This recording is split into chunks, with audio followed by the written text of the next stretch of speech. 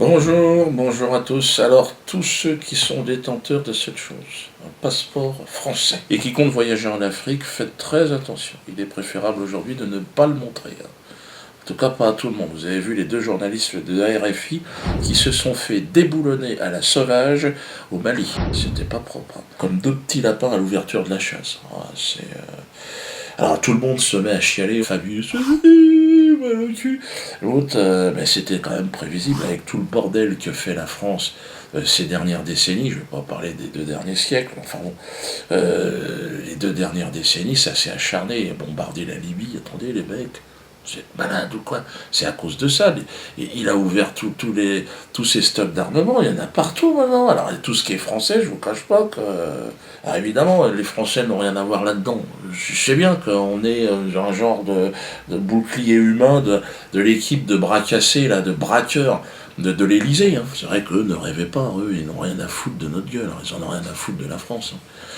Eux, ils changent de drapeau comme de chemise. Ce sont des Israéliens, de toute façon, hein. Donc, ils servent les intérêts de leur pays. Donc, conseil aux Français qui sont à l'étranger, ne parlez plus français quand vous êtes en Afrique, hein. Vous baragouinez un genre de russe. Oh, de la vôtre, de loin, mais non, mais on sait déjà. Portugais. Portugais, c'est bien. Ah, non, non, non, ça chante. Bon, t'es pas à l'abri d'un coup de couteau quand même, mais bon. Parce que là, si vous tombez sur une bande de Touaregs un peu énervés, je te cache pas que tu te prends une praline et vite fait, hein. Ouais, 2 cachets dans la gueule. Puis au Mali, en plus de ça, avec les deux, là, il y avait un facteur aggravant, c'est ils étaient journalistes. Donc là, malheureusement, c'est plus de l'inconscient, c'est du suicide. Parce qu'un journaliste du service public RFI pour un Touareg, ben, c'est un soldat français en ballerine et en tutu, tu vois. Donc il le voit, il est même pas armé, bon, tu le shootes immédiatement, tu réfléchis pas, hein. Mais non, parce que j'en ai beaucoup. Ah non, mais le journaliste, j'ai vu là, le droit de la presse. Je suis de la presse, je suis objectif, je vous aime bien. Non, non, attention, les Touaregs, ils ont internet, ils savent ce qui se passe dans le monde, hein. Ils te font 3 faces sur un Rubik's Cube, aujourd'hui ça avance, les gars. Ils savent qu'ils sont assis sur un trésor d'uranium, ils ont bien compris comment ça marche. Moi je dirais aux soldats français qui sont là-bas et qui peuvent pas déserter, évidemment, parce qu'ils ont un crédit, une bagnole et des gosses qui bouffent, restez planqués. Ne sortez pas de la caserne, hein. Discretos, hein. Surtout, n'obéissez pas aux ordres qu'on vous donne, hein. Laissez-les faire, hein, les gens. Si vous voyez des barbus, c'est leur pays, n'oubliez pas qu'ils sont chez eux, hein. Donc c'est un braquage, si vous voulez, auquel vous n'aurez pas droit, hein. Je veux dire, au moment du partage, quand on va revenir, vous n'aurez pas votre part. Vous êtes dans un gang, si vous voulez, vous êtes pris que pour des cons, hein. Tu vois, donc... alors, il suffit de voir, si vous voulez, vous avez affaire à des hommes qui n'ont pas de parole, l'attitude qu'ils ont avec Christiane Taubira. Taubira...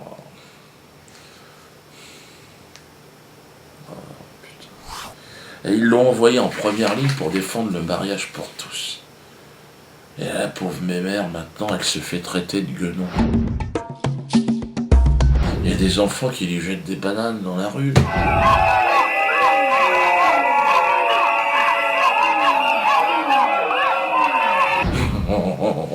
Enfin, je rigole, non, je rigole.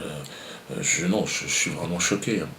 En tant que mâle chimpanzé, hein, originaire du golfe de Guinée, non, comparer Christiane Taubira à une femelle chimpanzé, c'est insultant. Cela représente même une injure à l'égard des chimpanzés. Car aucun d'entre nous n'a jamais fait la promotion du mariage pour tous. Non. Donc ce sont les bonobos dans la forêt, hein, qui suggèrent par leur pratique ce type de fonctionnement.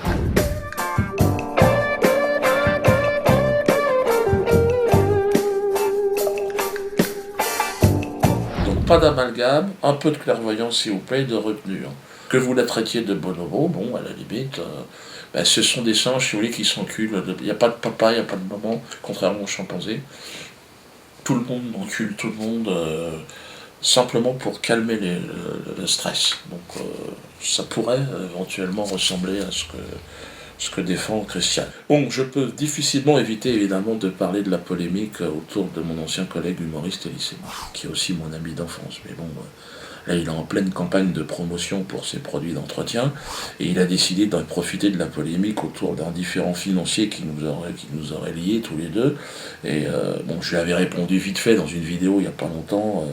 Mais apparemment, ça n'a pas suffi. Il en remet une couche. C'est vrai que c'est pas très sympa ce qu'il répond, alors que ce que je dis est vrai, hein, vraiment. Dieudo m'avait dit combien tu veux pour ce spectacle. Je dis je sais pas combien tu vas le vendre, puisqu'on est associés. Alors, il dit non, mais combien tu veux? Alors, je lui dis je sais pas, 10 000 francs. À l'époque, c'était des francs. Ouais, ok, tu les auras. Et puis donc on fait le spectacle, et puis il y a le producteur qui vient me voir dans un coin et qui me dit eh non, vous êtes drôle, mais vous êtes cher, hein, les mecs. Hein. Ah bon, combien? Il me dit 100 000 francs, c'est cher, hein, quand même. Sur quel terrain tu vas là? Alors, je vais essayer de répondre vite fait, parce que je n'ai pas les documents, je ne sais même pas de quoi tu parles. Mais bon, si, 100 000 francs, parce qu'on est à l'époque des francs, en plus de ça. Donc 100 000 francs, et toi, tu aurais touché 10 000, ça veut dire que j'aurais pris 90 000 francs. Mais tu te fous de la gueule du monde, Elie. On ne peut pas confondre recettes et bénéfices, mon pauvre ami. Réveille-toi, demande à n'importe qui... Enfin, Elie, 10 000, tu sais en plus de ça que 10 000 francs net, il faut compter les charges salariales et patronales. Chez l'intermittent du spectacle, c'est le double, tu es au courant. Ça fait 20 000. Imagine que je me donne la même chose, ça fait 20 000, plus les droits d'auteur, 50 000. Puis alors après, tu payes les transports, la bouffe, et tu payes les gens qui travaillent, Elie. On ne peut pas confondre recettes et bénéfices. Si je t'ai demandé combien tu voulais, c'est pour calculer un tarif réfléchi à l'époque. Les histoires de pognon entre copains, c'est la merde. Surtout qu'Elie Semoun, s'il y a un voleur entre toi et moi, excuse-moi, hein. Je suis obligé de parler des petites annonces, Elie. C'est avec ça que tu t'es fait des couilles en or. J'ai pas vraiment envie de rentrer dans cette polémique-là, parce que non, moi, il va encore me répondre. Il a raison. Excuse-moi, bon, c'est toi qui commences, Elie. Je suis obligé de te rappeler que les petites annonces d'Elie, ça n'a jamais été les petites annonces d'Elie. C'était les petites annonces d'Elie et Dieudonné, un concept qu'on avait vendu à France Télévisions. Il est où, Michel? Je suis là. Michel, la fausse patte du Calvados, hein?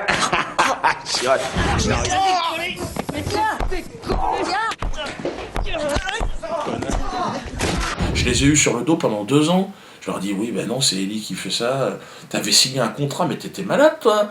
Elie, moi, je t'ai laissé faire. Tu as volé ce concept, t'en as fait... Après, t'es allé avec Franck Dubosc, parce qu'en plus, il fallait écrire. Et comme tu sais pas écrire... Je recherche un producteur... ainsi qu'une bonne idée de scénario. Alors tu parles de voleur, mais tu vois, je pense qu'il va falloir que tu regardes un peu le fond de ta culotte, parce que je veux dire, il y a 3-4 traces de pneus, c'est pas très très propre. Hein.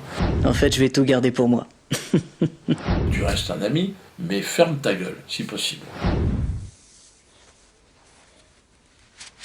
Alors non content maintenant de me faire insulter par mon ancien collègue, Elie Semoun, le système officiel a décidé de m'envoyer la fine fleur des humoristes en la personne de Pascal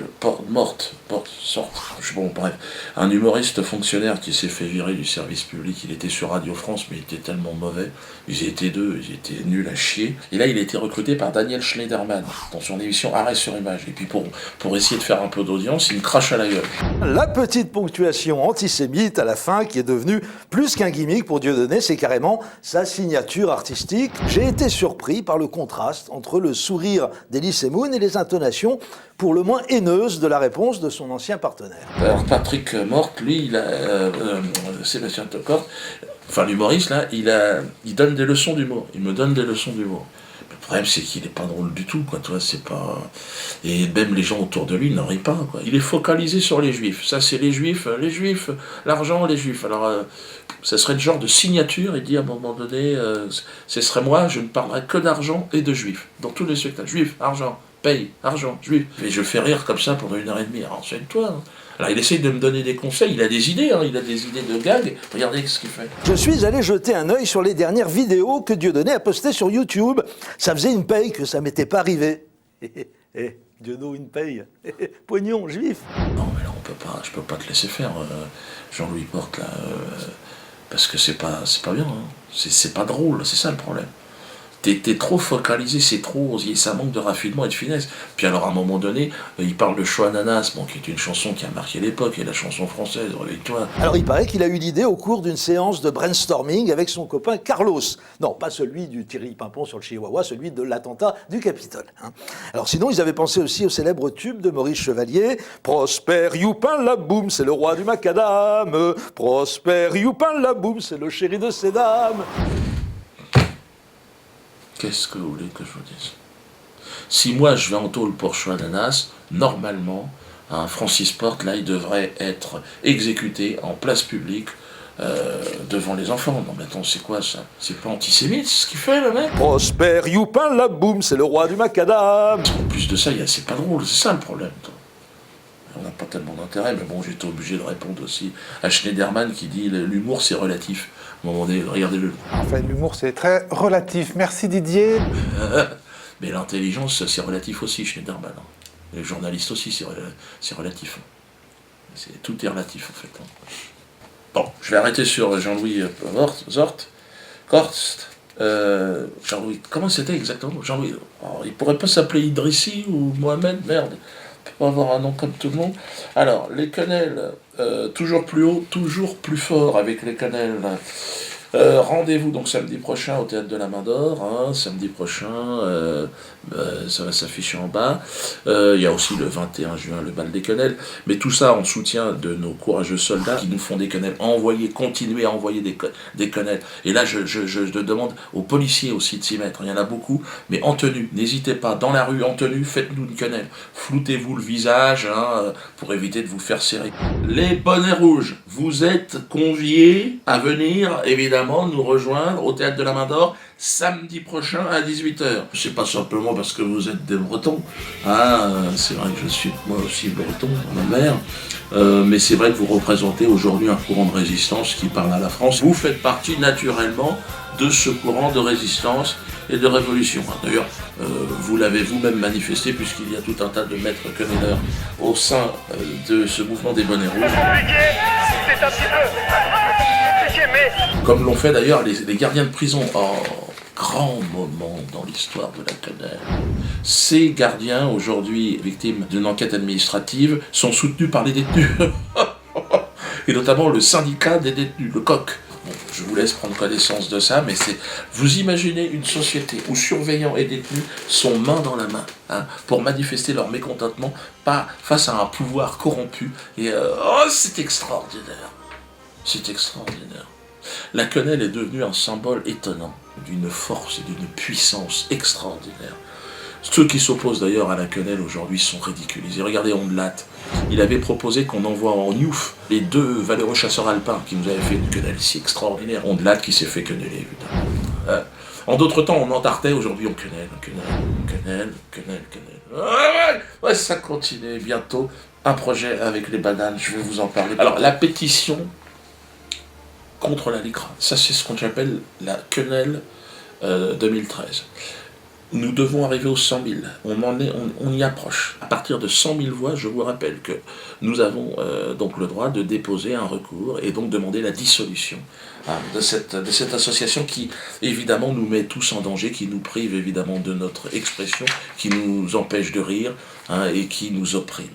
Et pour terminer, je vous propose le chant des partisans.